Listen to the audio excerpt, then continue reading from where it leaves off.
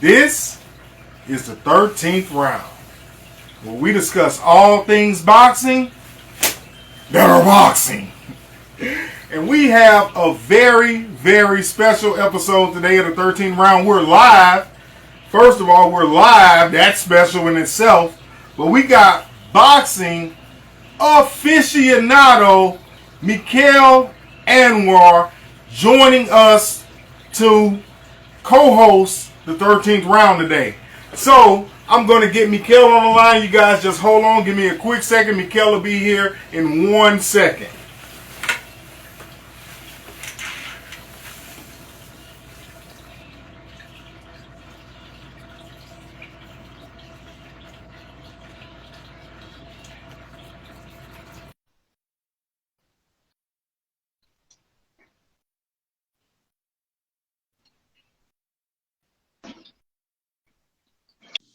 All right, Mekaal. What's up, brother? What's up, How's it going? Mekaal? How you?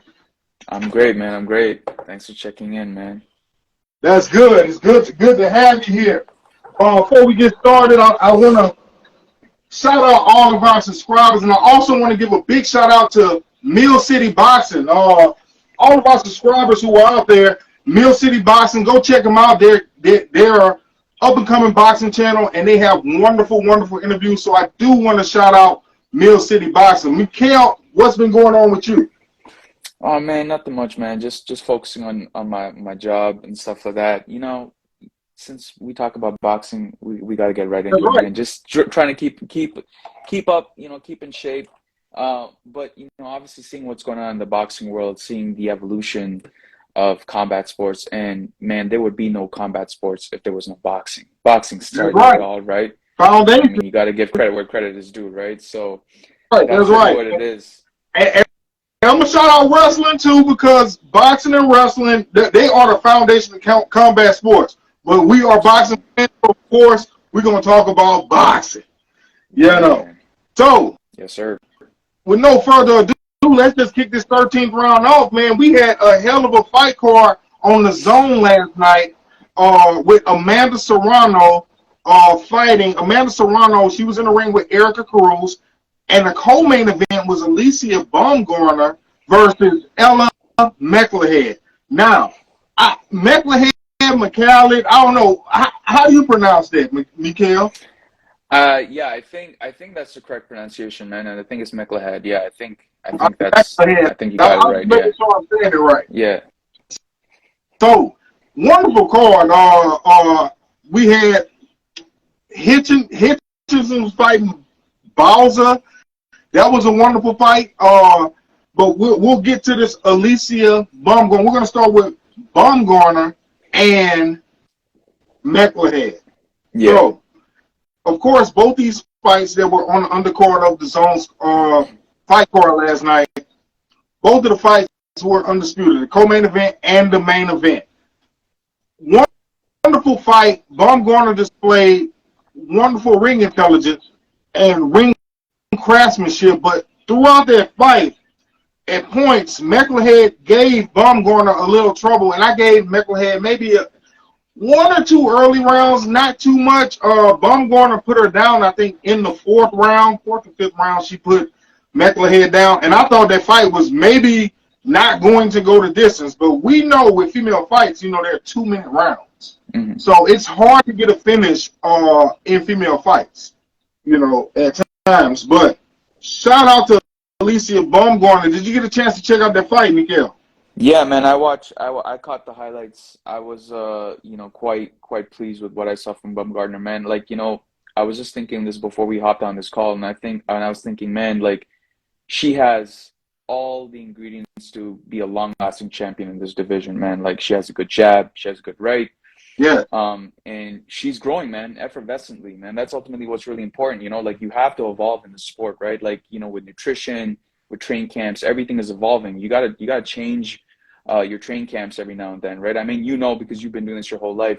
And yeah, Alicia looks sharp, man. She looks sharp. Good jab, good right hand, good hook.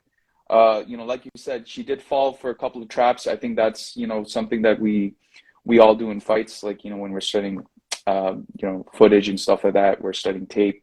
But yeah, I wasn't too sure how that fight was gonna play out. But yeah, Alicia's heart is what won her that fight, man. Honestly, it just she just kept going.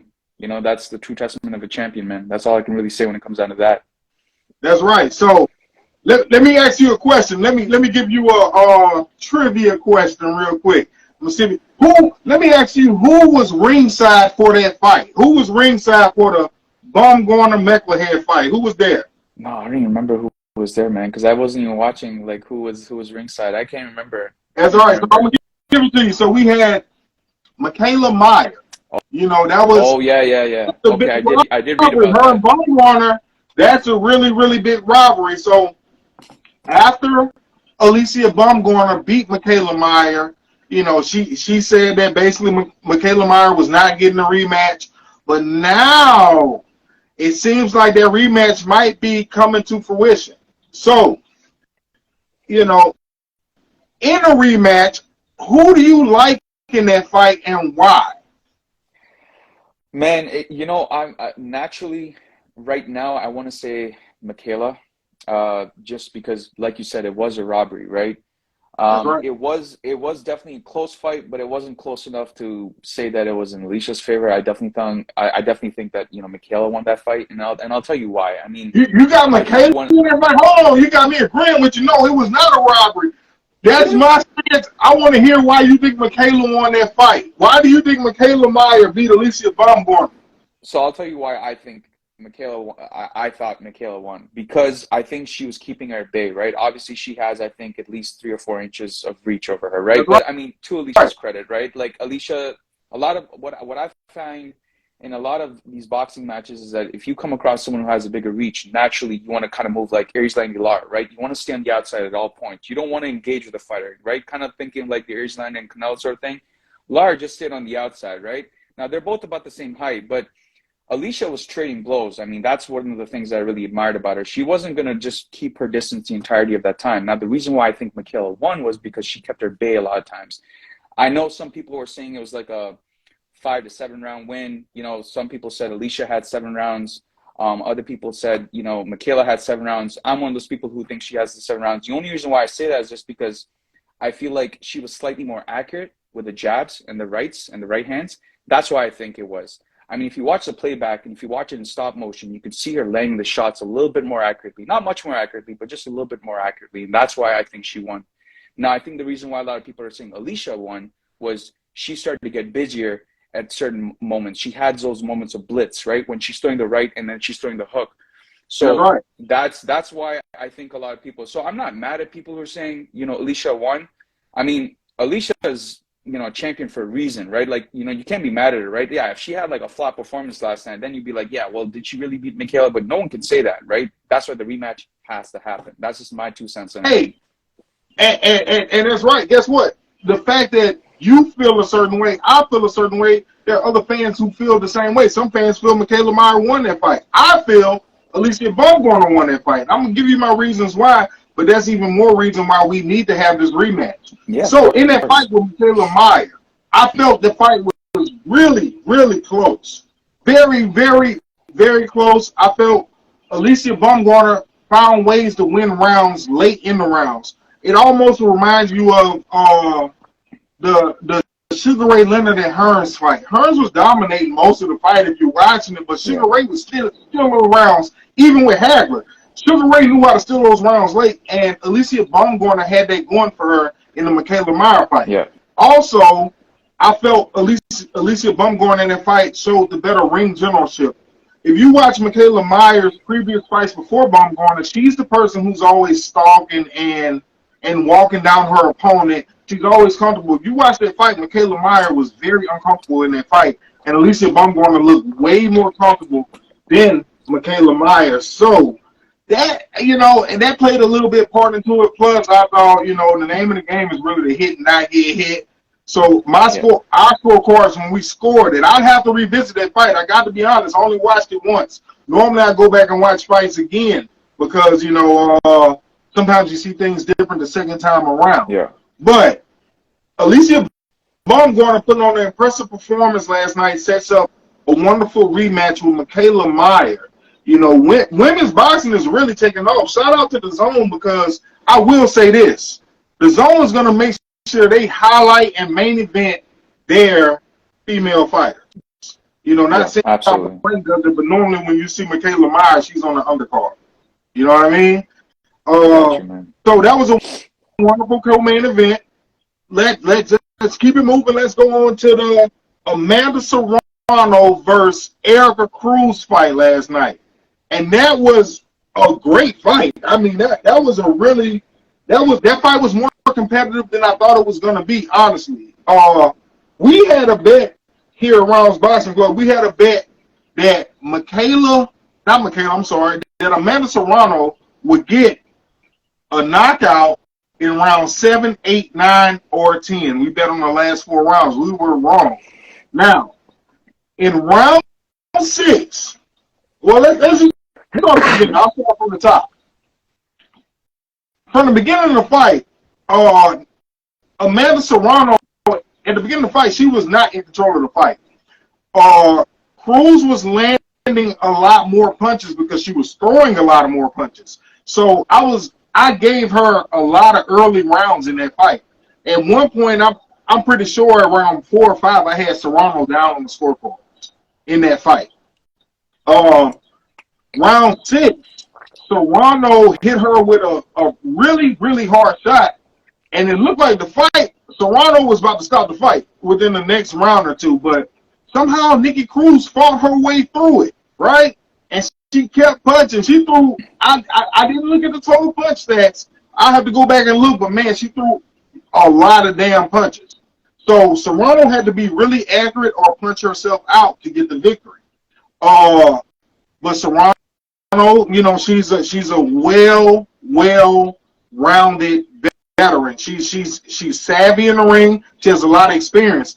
I say a lot of times Amanda Serrano is the female Manny Pacquiao.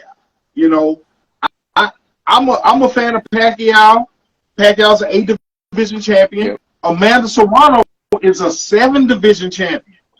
That's a lot of divisions, man. I don't care, male, female, whatever. You got to give her respect. And I got another trivia question for you. Here we go. Guess who was ringside for this fight? Who else was ringside, man? I didn't see that one. Katie Taylor. Oh, So man. we're looking to set up another rematch. We got Serrano and Taylor. Actually, not even set up. That fight is made. All Serrano had to do was win last night, which she did, and that secured a fight for May 20th in Dublin, Ireland. Oh, nice. That's going to be Katie Taylor's hometown. They'll be fighting Katie Taylor's hometown. Katie Taylor's the A side. She won the first fight between them. She should be the A side.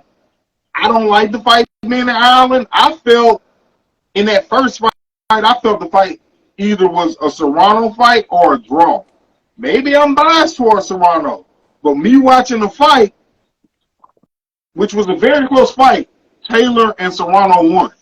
But those early rounds that Serrano was winning, they were clearly Amanda Serrano rounds. The rounds that Katie Taylor was squeezing out at the end of the fight, those rounds were swing rounds. Some of those rounds you might have could have teeter-totted to Serrano. Serrano won the more clear rounds. I thought that fight was a Serrano fight or a draw. But, you know, with Serrano winning, it sets up a wonderful rematch between Katie Taylor and Serrano. So, what do you have to say about that? How do you feel about Serrano becoming undisputed? You know, so I want to say for starters, right? Like, if I'm not mistaken, I think Serrano she's not too, I mean, I'm 32, so she's about, I think, 34. And, you know, like, gone are the days where you can say fighters who are like 33, 34 and be like, oh, man, they're over the hill. Nutrition's improved, man. Like, when I see Serrano now, and this is each fight, in regards to Katie Taylor, man, yeah, I agree with you on that one. I saw that fight, I think, twice, right? Mind you, I saw it from a highlights perspective, but I'm just looking at it. I'm like, yeah, of course, close fight, but I still was leaning towards Serrano. And I mean, you know, I think every boxer nowadays these female boxers, a lot of these up and coming female boxers, they look like veterans because they study the tapes of the legends of today, right? So who knows? She might even become an 8 division champion, right? Now, the Dublin crowd, I think ever since Conor McGregor's rise in the UFC, they've become a very huge crowd in terms of like the whole combat sports sort of thing, right? So she may have a lot of hate in that crowd, but hey, every fighter has to deal with it. Errol Spence had to deal with it when he fought, in the UK. So it happens, man. But do I think Serrano is going to win this time? Yeah, of course. I think she's one of those really intelligent fighters who also has that ring IQ presence that a lot of fighters don't have, right? She's good with her feet. She's good with her left. She's good with her right. And she can switch it up whenever she wants, virtually speaking, right? And she can hit you from all sorts of angles, right? That's right. When I look at her precision, kind of reminds me a little bit of a Cuban boxer, right? Because if you look at Cuban boxers, they're extremely accurate, extremely sharp. I mean, just go look at Erika. Yeah, exactly. And her footwork is like phenomenal, right? Like she can switch it up, right? If she's on the ropes, she can easily cut either left or right, or go straight ahead and put the pressure on you, right? She can shorten her jabs and she can tighten up her rights whenever she wants, ultimately. And that's what I look at. So with Serrano, I think she's gonna have a more clear, unequivocal victory this time. Don't get me wrong, Katie is not one opponent to be overlooked. You can't overlook your opponent. I think far too often, maybe like with some boxers nowadays, they're overlooking their opponents. No, you always want to focus on the person in front of you. You want to study the ring tape that's provided for that opponent in front of you. Never overlook your opponent. But I think Serrano is a sharp and smart fighter, and I think she's really going to make whatever adjustments she has to. And I think she's going to take it. Serrano's an incredible fighter, man. Incredible. She's just getting better. She's getting better with age, I think. That's just my opinion. I can't call it. That's going to be a close fight again when they fight again in May. And keep in mind, they're going to be in Katie Taylor's backyard. Serrano's going to have to do a lot to get that decision. I don't see Serrano knocking Katie Taylor out. Katie Taylor's really tough. A couple of times she had to hurt, but she's going to have to really secure that fight early to get a decision, get the nod on the judges' scorecards. So, next topic up today. We got Caleb Plant and David Benavidez. Did you see the pre-fight presser? Yeah, lot of heat, man. I mean, seeing it's really personal when you see the trainer, you see the dad, and they're jumping in and they're giving their 2 cents. Caleb was constantly being interrupted. David, for whatever reason, I mean, I saw the video clip of them kind of running at each other, their previous gyms and all that. There seems to be a lot of friction, of course, right? So when I see that, clearly David is trying to make it personal. But what I can't say, man, is like, David is a young guy. I think he's only like 26, 27 years old. Caleb, I think, just turned 30. He's on his way to turn 31. So when I see Benavidez, I think Mexican style. Of course, the man has talent. You can't dismiss the man. He hits like concrete, man. I mean, it's like taking 2 cinder blocks. It doesn't matter what hand he's hitting with you. He can hurt you if he gets you, right? But Caleb knows how to move, right? Take, for example, the Canelo fight. Did we expect that fight to go 11 rounds? Probably not. I kept thinking, probably like yourself, man, that fight's probably going to get stopped, kind of like the Billy Joe Saunders fight, right? It's probably not going to get past the 8th or 9th round, and it's not going to make it into the championship rounds, right? I thought it was going to be over around round 9, round 10. I didn't see it going past 10. I'll say that. I'm sorry to cut you off. No, it's all good, man. Yeah, no, I agree with that, man. And Caleb is one of those guys who I think is going to stay on the outside in this fight a little bit. But, Caleb can switch it up too, man. He's one of those versatile fighters. He understands ring generalship, and he's going to stay on the outside. But the man has power too, man. He has pop, right? I mean, Now with this fight with Anthony Dirrell, with that fight, man, honestly, I kind of look at it more from the standpoint of, okay, well, yeah, you could say Anthony was kind of over the hill, right? He was, 37? But yeah, Anthony had his moments in that fight, up until when he got dropped, right?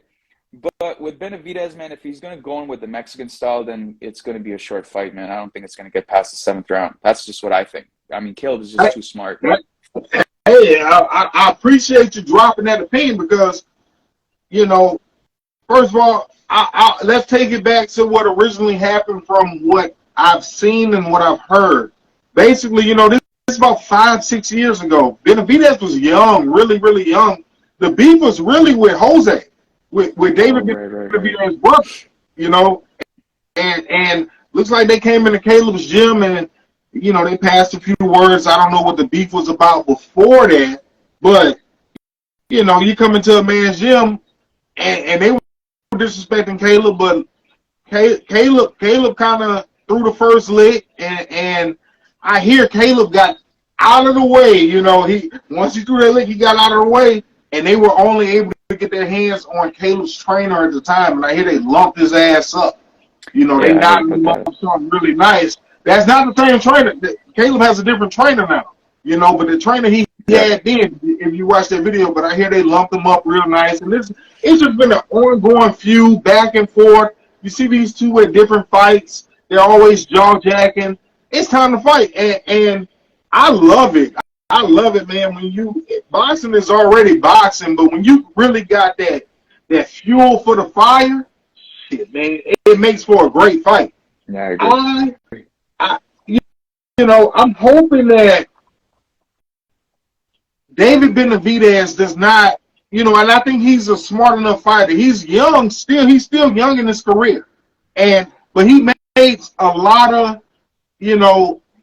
ill-advised choices early in his career that I do believe he learned from, which has nothing. I don't think Caleb Plant brought the cocaine, and he brought the cocaine up, and he brought making weight up. I think David Benavidez is past that because I'm pretty sure it had to break his heart to lose. He's lost his titles twice to BS. You know what I mean? So David Benavidez cannot let his ego and anger get the best of him. Or if he's gonna use it like that, he has to use it to make the best of him. But sometimes, like Caleb Plant is such a slick fighter. What makes this fight interesting is what happens if Caleb Plant goes into the fight. I mean, David Benavidez goes to the fight, really just, Iron Mike Tyson trying to knock him out. But Caleb Plant is real slick. Plus, they're fighting in a 22-foot ring, which is, advantage Caleb Plant. And David Benavidez gasses himself out, which I don't see happening, but, it's a possibility that styles make fights. Benavidez is a puncher. Caleb Plant is a counterpuncher. This sets up for a wonderful fight, not to mention the beef. My other thing with the fight is, let's say Benavidez, he stays on his A game and he breaks Caleb Plant down. Caleb Plant is the type of fighter who will set traps, who will see something and expose it later on in the fight. Benavidez, Caleb Plant is way better on his feet. And if you're weak at your feet, you're beat. So, not that Benavidez is weak, but he's more flat-footed. I do think he's the more powerful puncher, but I think Caleb Plant is. I'm interested to see where the lines come out when in Vegas, when they drop the lines for this fight. I'm wondering who the underdog is going to be. I think Caleb Plant is going to be the favorite. Now, you know how we get down around Boxing Club.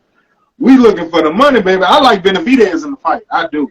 I think if Tyson named him the Mexican Monster, I think he's going to come out.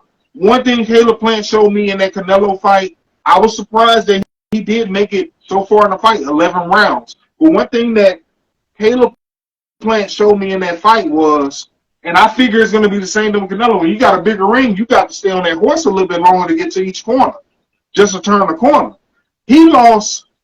Caleb Plant, he lost that fight because of attrition. He was winning that fight. He was boxing Canelo very well in that fight. He lost that fight because he got tired. And you want to know when he got tired? He got tired when he started talking to Canelo. Hey, I'm not bad for such and such and oh. When he's talking to him, he's really tired. He knows it's about to be. He knows he's getting gas, and the fight is getting close. He sees Canelo cutting that ring. That ring is getting shorter and shorter. He knows he's got to fight. And Canelo hit him with a few body shots, but it was a left hook that really, I'm not going to say ended the night, but that's what took Caleb Plant completely out the fight. I can see the same exact blueprint where Caleb Plant is boxing Benavidez up, touching him, not really hurting Benavidez. Benavidez just staying patient. And Caleb breaking down, trying to stay away from Benavidez. Losing, instead of scoring enough, he'll win rounds, but he won't score enough to hurt Benavidez and keep Benavidez off. I got Benavidez mid to late round stoppage in that fight. So yeah, I mean, I agree with you, man. Like if it goes that way, then there's a strong likelihood that if he's like you said, he's not on that bike. If Caleb is not on that bike, and if he starts to make it personal, kind of like he did with Canelo, he starts talking to him and be like, "Hey, not bad for 22-0, and you know, I'm doing good, this and that, you know, just gibbering and jabbering." Then there's a good chance that he's gonna walk away with an L, right? Now, I think the difference that we got to address too is like David Benavidez doesn't have the same skill set of Canelo. I Right. think with Benavidez, he's like when I look at him and I look at his like if you were to just go on YouTube and just check out his boxing highlights, he looks like the traditional Mexican style fighter, whereas Canelo looks like, in my opinion, the most evolved form of that, right? I see American, I see a bit of Russian style in there, I see a little bit of Manny Pacquiao in there. I see all of that, right?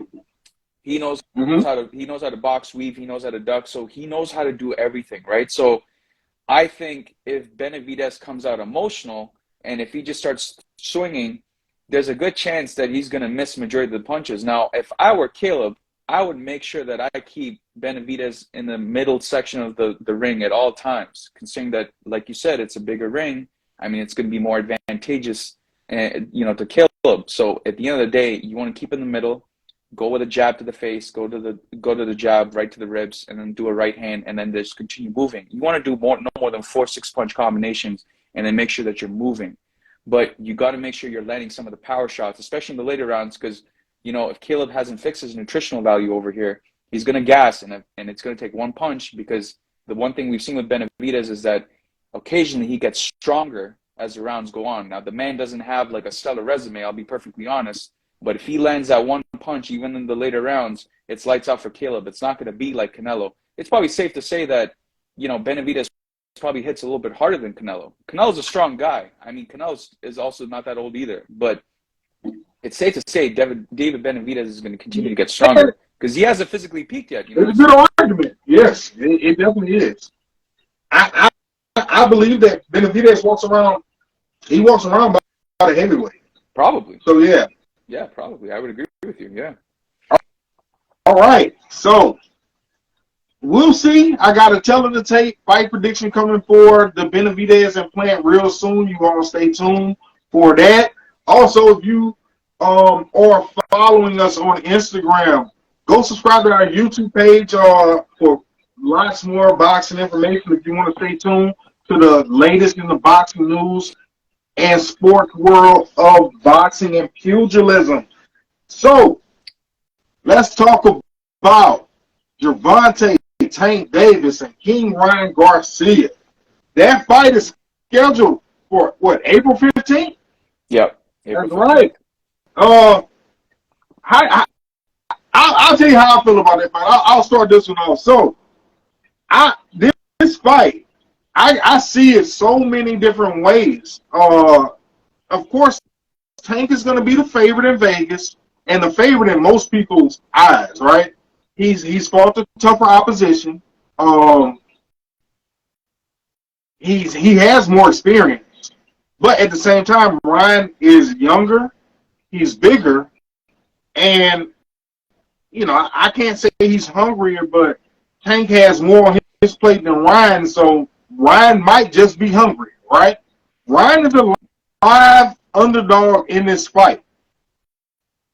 I I'm leaning towards Tank. I'm definitely leaning towards Tank in this fight, but I think Ryan can definitely win this fight. You know, he has gold. The fight this fight won't be on PBC. It's not a Showtime fight. This is a Golden Boy promotion.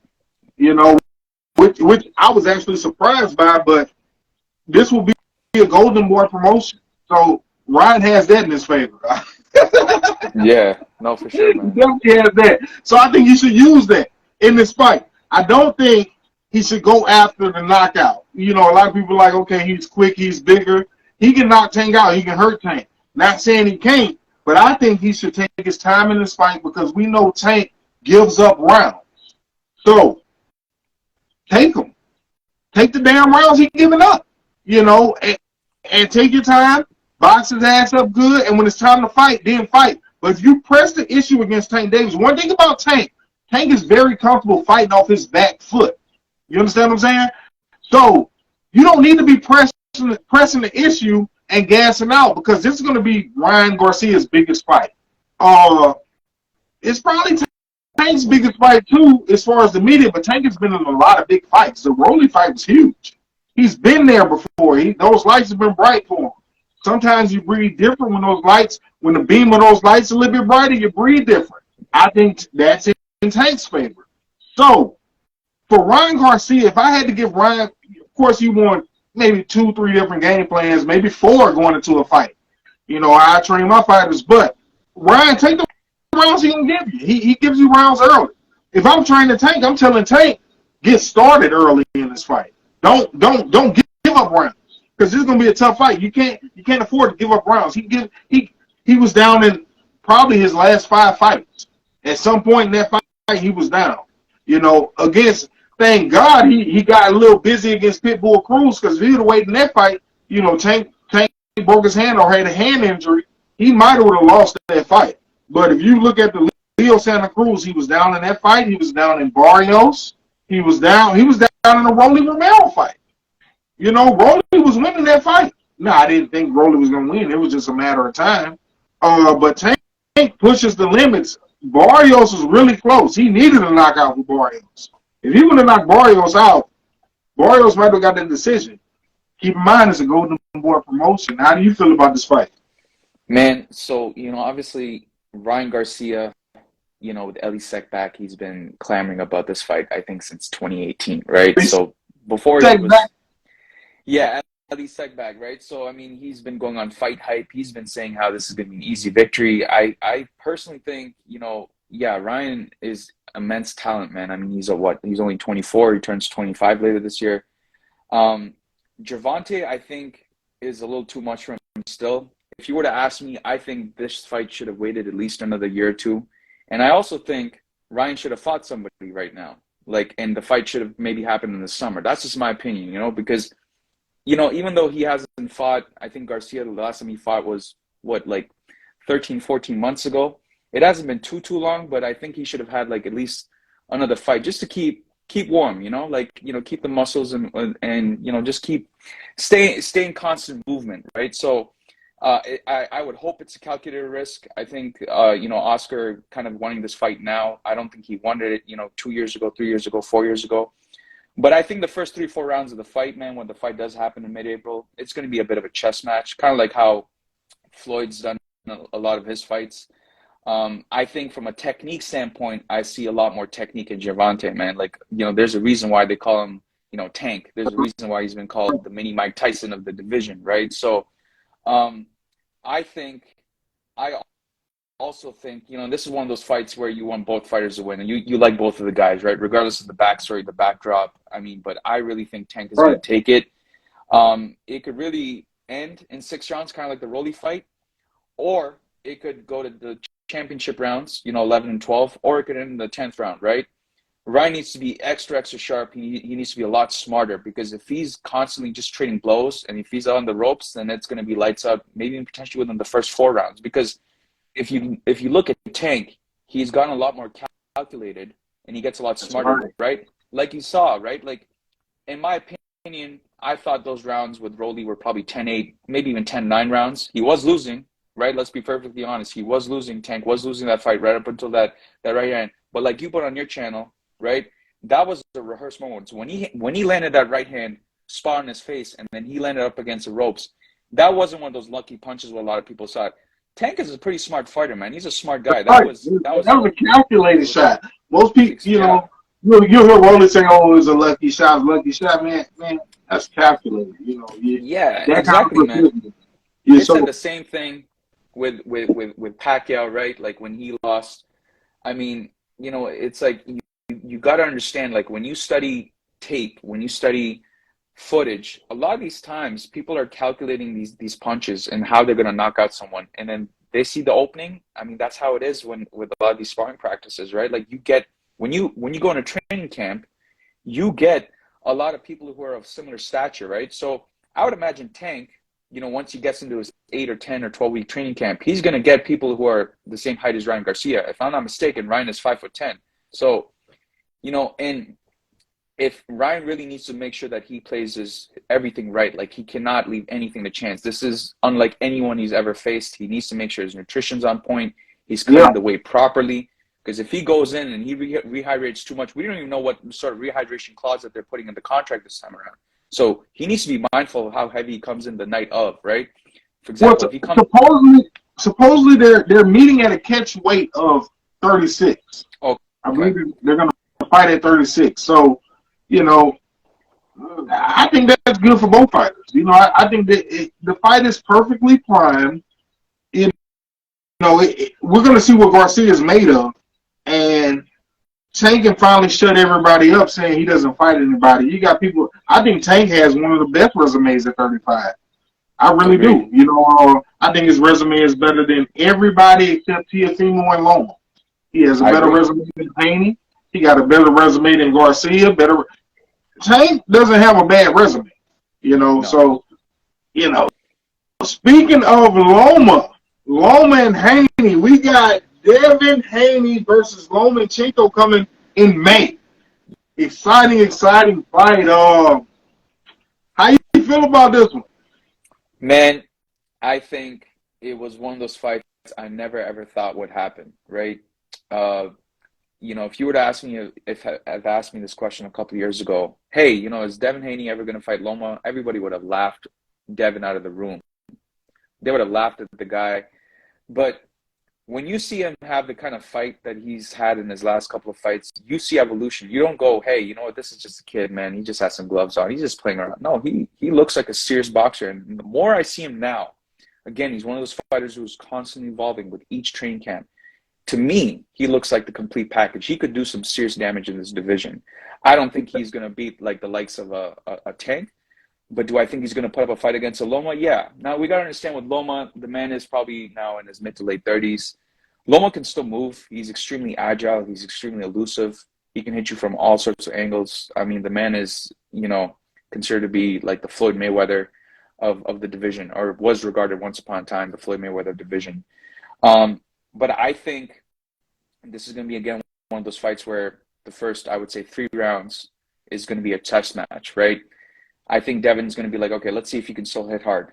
Can you still hit hard with your left jab? Can you still hit hard with your right hand? You're an old man. If he goes in with that mentality, underestimating, like, oh, I'm fighting an old man, there's a good chance that, Loma could just turn up the heat and just, do a blitz, right? Yep. If you look at the fight with Right. Tio, that wasn't a washout, right? Like, a lot of people thought, Loma won. A lot of people thought Tio won. So it was really like kind of like Oscar De La Hoya and Mayweather back in May. You know what I'm saying? I'll talk about that fight all day. Look, I had that fight a draw. I'm gonna be real quick about that Loma and Tio fight. First of all, you got to understand as a fighter, Loma had been on a big stage. Teofimo had never been on a big stage. Yeah. But we were in the middle of coronavirus and COVID. There was no crowd. That plays in the factor of Teofimo Lopez. You don't have all these cameras flashing. You ain't got no crowd. That shit was like a sparring session. You understand what I'm saying? Yeah. So that's more of a sparring session than a big time fight.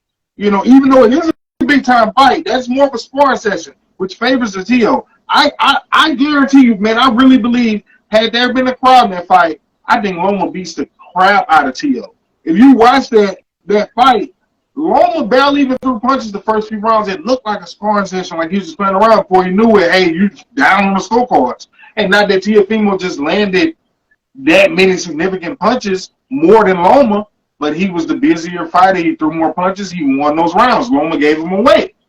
But once Loma put his foot on the pedal, he kicking Teofimo butt all around the ring.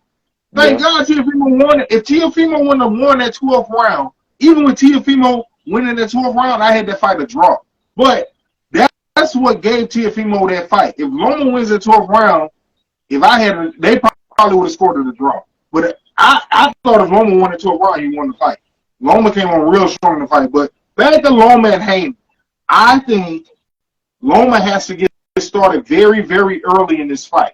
He cannot wait. If he lets Devin Haney get into a rhythm and figure him out where he got his range and distance, Devin Haney's too big. Yes, he Yeah, do. he But is, man. if he can keep Devin Haney guessing early and win rounds early and make Devin Haney come to him and Loma can then use his skill and not have to stalk the bigger man, then Loma has a really, really good chance.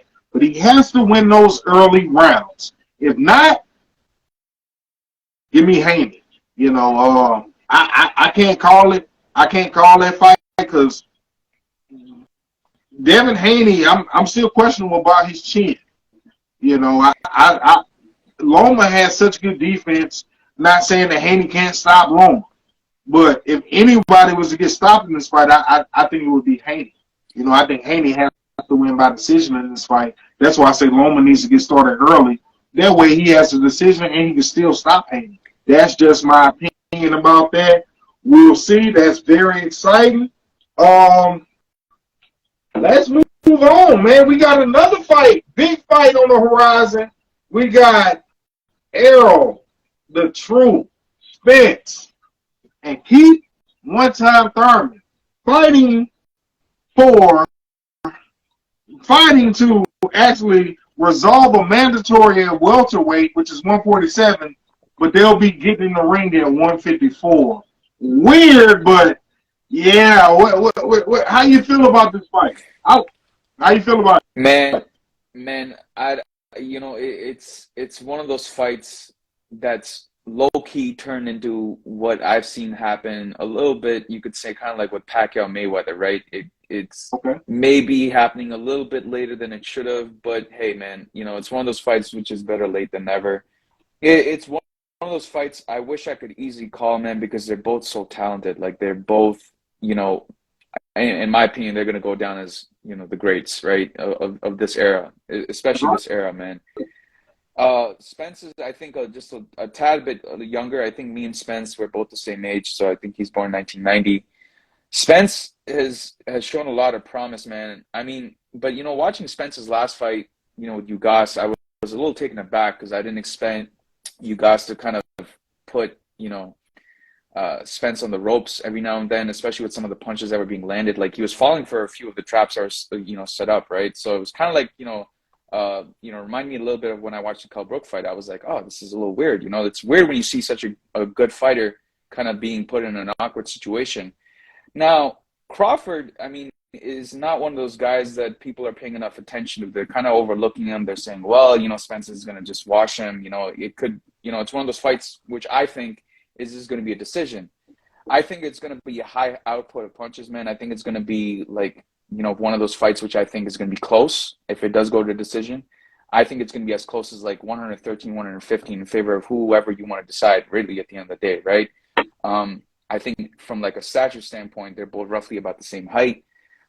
They both are extremely well-rounded, man. Like they both know how to move. I think Spence a little bit better with the footwork, in my opinion. I just think he knows how to move. He's very quick for a 147 guy. But, to see this fight at 154, man, since you mentioned that, it's kind of a little bit weird. I think it's a little bit better because I think Spence walks around at around 170. So, to not have to cut as much weight will probably be a little bit beneficial. But you got to be careful what kind of body fat percentage you have on you, right? Because that sometimes works against you. For example, what happened with Canelo, right? Canelo walks around at 185, 190 sometimes. So to only lose 10, 50 pounds, right, is not as much, right? So in this case where you're having to not lose as much weight, 7, 8 pounds, we don't know how much he's going to rehydrate. Let's say Spence gets in and he gets into the fight on the day of the fight at 160 on the night of the fight. And same thing with Crawford, because obviously if anyone knows anything about boxing, you don't walk around the way that you fight at, right? So, I'm going to honestly have to say that this could be very well kind of like, the first Triple G fight in Canelo. It could either be a controversial decision, a controversial draw, a controversial win for either or, because they both do everything really well, man. But I mean, Crawford, I think right now I'm going to tentatively just say Crawford, I think, will take it. I mean, he could potentially knock him down. I don't think he can knock Spence out. I just think Spence is too smart. But he can definitely knock him down, man. And I think it's going to be with a right hand or a left hook, because they're both really two of his best weapons, in my opinion. That's just my 2 cents on it, man. All right, so you took it. You on Spence Crawford. So I'm gonna go ahead and echo you with the Spence Crawford. Spence Crawford right now, I do not not see that fight happening for Undisputed at 147. I don't. You hear that Crawford's in negotiations with Golden Boy, and not that he's signing a Golden Boy, but he's doing a deal with Golden Boy. People get that twisted. People think that he's signed to Golden Boy. He just might be doing a 3-fight deal. Canelo did the same contract. He's not really signed to anybody. He's a free agent. Yeah. But he signs different deals for different fights, for a certain amount of fights. And what De La Hoya has with Golden Boy, what he has set up for Crawford, this is what it sounds like. He sounds like he wants Alexis Roca first fight for Crawford, with the Golden Boy deal. The next is Stanionis, and the next one after that is and then Spence. Spence is already at 54 for this fight. Do you think he's going to be around for 2 more training camps for Terence Crawford at 47? Hell no. Hell no. So I like the move on Spence's part if he's trying to make sure he secures the Crawford fight, saying, okay, I'm flirting with 54. But what I don't like him going to 54 and coming back down to 40. We don't get the same fight. Yeah. I guarantee you, we do not get the same. Once he makes weight at 54 and fights Thurman, Spence coming back down to 47. Not saying he won't win, not saying he's losing, but it won't be the same fight. But honestly, if that fight doesn't happen after Spence fights Thurman, if the Crawford fight does not happen, it will not happen at 147 pounds. I guarantee you. I agree. If that is not the next fight after Thurman, and it's a chance that even if it was the next fight that Spence says, hell, I'm going to 54, meet me there, and he vacates 47 belts. Because if he don't fight Crawford, guess who we got to fight? Jerron Boots Ennis. And Boots ain't looked too spectacular in the last fight, but maybe that was the game plan to secure the fight with Spence. You got to think ahead. You never know. Never know. So true, man. I think with Spence and Thurman, I think that's pretty clear to me. Honestly, if you were to ask me, I think Thurman, he kind of had to reevaluate his whole career after he lost to Manny in a very close fight back in, I think it was July of 2020. It's one of those things where it's pretty clear to me, man. With Spence and Thurman, I mean, it's pretty much a Spence fight. I mean, Thurman hasn't been active like he should have been.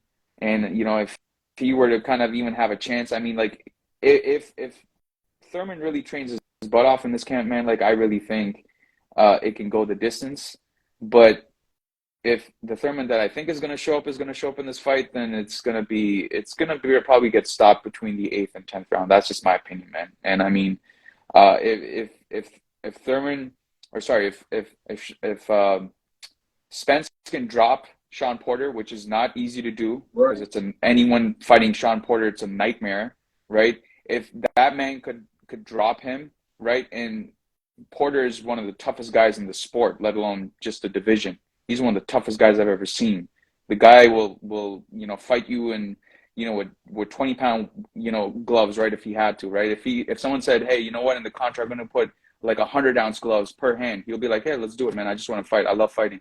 If that man can be dropped, then I don't know how, Keith is going to be, man. I really don't know. I just don't think he has that mentality that he once upon a time did. That's just my 2 cents on that, man.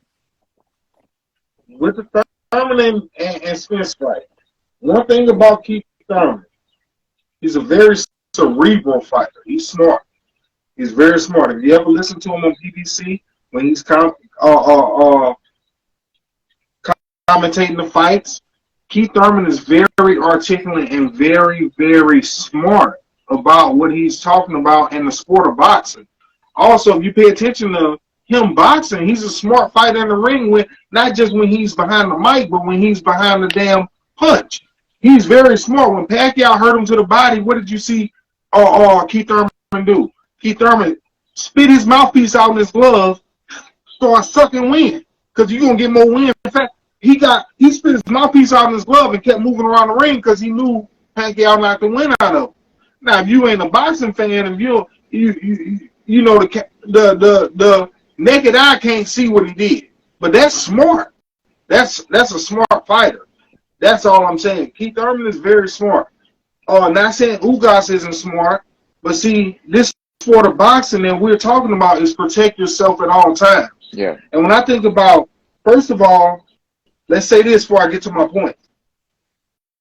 Keith Thurman is a bigger puncher than your Dennis Ugas. I agree. Period. Yeah. He's a bigger puncher. Your Dennis Ugas hurt Spence.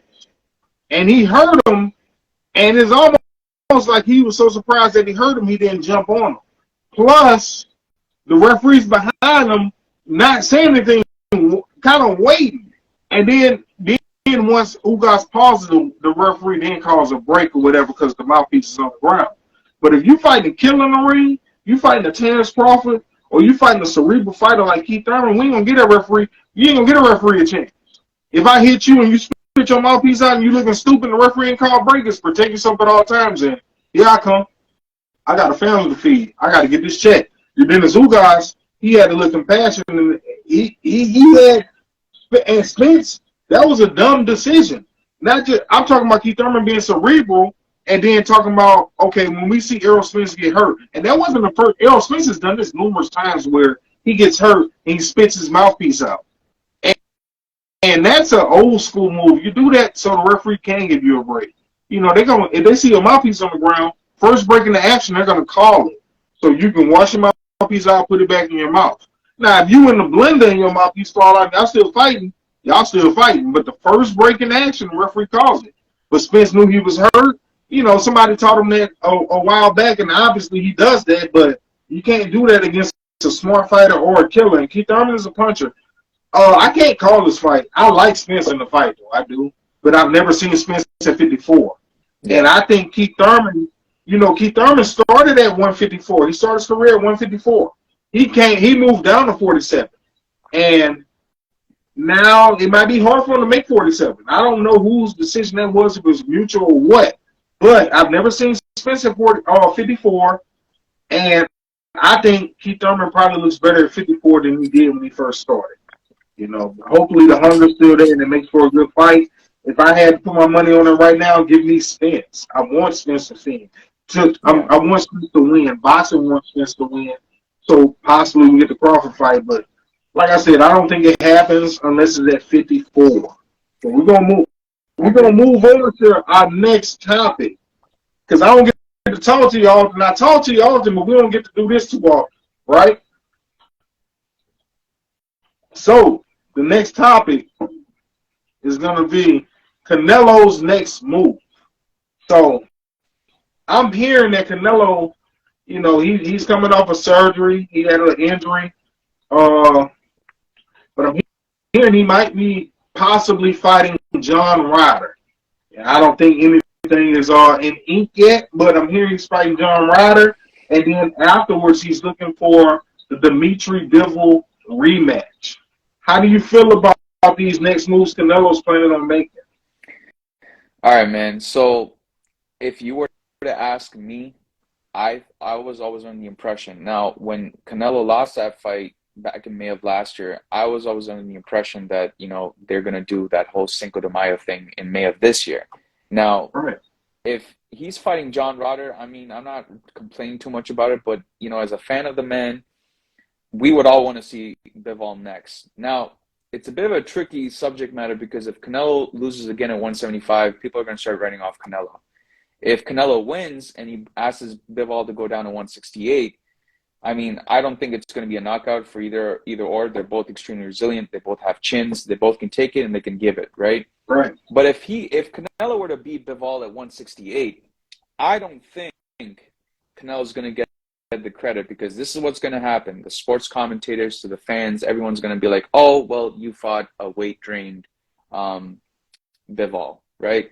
Like we've heard, for example, you know what I'm saying? That's what people are going to, that's what people said with Pacquiao and Cotto, right? Everyone was saying, right. Why did you make Pacquiao? You see what I'm saying? So the same thing happened with Pacquiao and Cotto. He made Cotto go down to 147. Cotto at the time was fighting at 154, a man who was, you know, getting into his later 20s and his early 30s. You know, when you get into your 30s and you're fighting between two weight classes, right, and you're fighting at either 168 or 175, there comes a point where you have to tell yourself, I gotta stay in one weight class and one weight class only, because this up and down is gonna only have adverse effects, right? Because we all see Canelo doing this whole golfing thing. He's spending time with his family. He has a new lease on life in more ways than one. But if you were to ask me, I think the Bivol fight at 175 would probably make the most sense, even though Canelo does have a little bit of trouble, especially in the later rounds, like he historically has for the past 10 years, right? Like you get past round 8 or 9. We've seen this happen with Trout. We've seen this happen with Lara. We've seen this happen with pretty much every fighter that he's fought in fights that he's won. Because, again, the Canelo's defense, you gotta concede the fact that when Canelo lost to Bivol, that was his first official loss in 9 years, right? So the man hadn't officially lost in several years. Yeah, he had some controversial fights, with Triple G and the fight with Lara and so on and so forth. But to go undefeated in that time was nothing short of amazing. I mean, what Canelo's accomplished, and to have his resume, he has one of the best resumes today, and he'll definitely go down as one of the greats. I mean, to me, when I look at the guy, I don't think of the guy as like the traditional Mexican style. He can switch it up, like I mentioned before, right? He can do pretty much anything. He's one of those complete packages. The only thing, and I think you can agree with me on this, is the fact that he really needs to enhance his footwork. I don't know how much he can do now at almost 33 years of age, but that's the one thing that I'm always going to critique. But other than that, everything else he does really well. Like Floyd Mayweather said himself in an interview on Fight Hab, I can't remember which one it was exactly, Canelo's a complete package, man. He can do everything. That's just my two cents on it, So my take on these days moves, I don't. Maybe I like the John Ryder fight, but maybe that's just for his confidence. Last time Canelo was in the ring, he lost, right, to Bivol. So of course we want to get him a get back fight.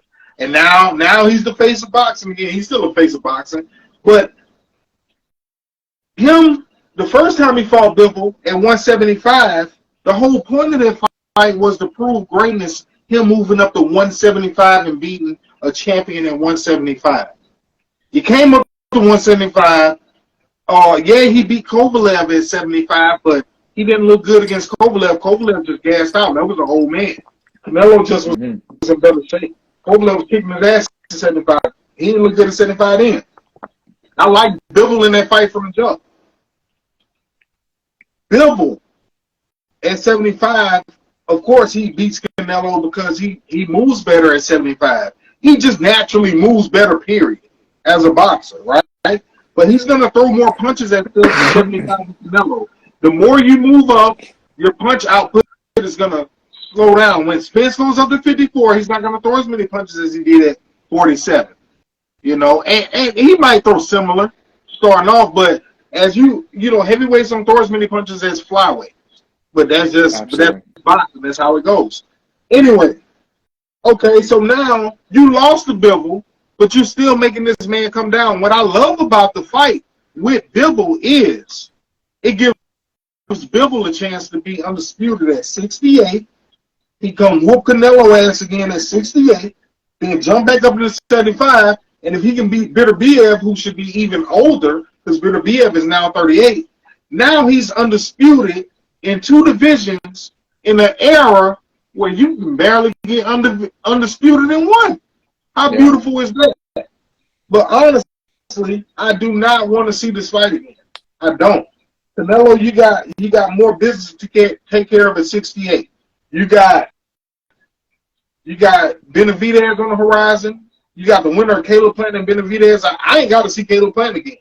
Caleb Plant got to show, even if he beat Benavidez, I don't want to see him against Canelo again. I think he lays down again. But I'd love to see Benavidez and Canelo. But now Boo Boo Andrade is in the mix at 68. You got fights you can make at your division. Now you're making Bivol come down, and shout out to Bivol for wanting to be great. Bivol could just say, hey, I beat you at 75. You want to fight me again, you got to come back to 75. Bivol say, okay, I beat you at 75. You making excuses saying, oh, it's because of the weight? Well, I drop a few pounds and I come beat that ass again. That's Bivol's mindset, and you got to love it. And I think it's a bad matchup for Canelo, just period. Bivol is too pure of a boxer. Canelo has problems with fighters who are light on their feet. Floyd Mayweather, Erislandy Lar. Shit, Bivol, the first time. You understand what I'm Yep. saying? When fighters Yep. can wound, Canelo has problems with him. That's why I don't know about that Benavidez and Canelo Alvarez, but I ain't gonna take it too far. We're gonna get into that. We just Yeah. we'll stop it here. Mekaal, everybody, our watchers, our viewers, subscribers, and followers, thank you. We are moving close to 1,000 subscribers on YouTube. So if you haven't subscribed on YouTube, please check YouTube out, Rounds Boxing Club. Mekaal, you have any final words for everybody? Yeah, man. I mean, of course, first and foremost, man, make sure you guys subscribe to Rounds Boxing on YouTube, man. This guy knows anything and everything about boxing. You guys can ask him. He's this man over here that I'm talking to, Armin, man. He's a boxing historian. He's not just a boxer himself. You can ask this guy. He's encyclopedic. Okay, just wanted to say that. But yeah, guys. I mean, those of you guys who aren't following me on Instagram, it's Mekaal_Anwer, MEKAAL_Anwer, and just Mekaal Anwer on Facebook. I don't have a YouTube channel as yet. Maybe one day, but right now I'm gonna continue supporting my man Armin. Going to make sure that he gets to 1 million subscribers, because that's what we really want him to see. We want to see him make some really good money off of that. And just, no, baby. Yeah, man, we're just trying to help him out over here. And yeah, All we're right. just going to talk about hot topics always. Well, that concludes this edition of the 13th round. And as always, like, subscribe, protect yourself at all times. We out, baby. Peace. Look my dude up, Round Boxing Club.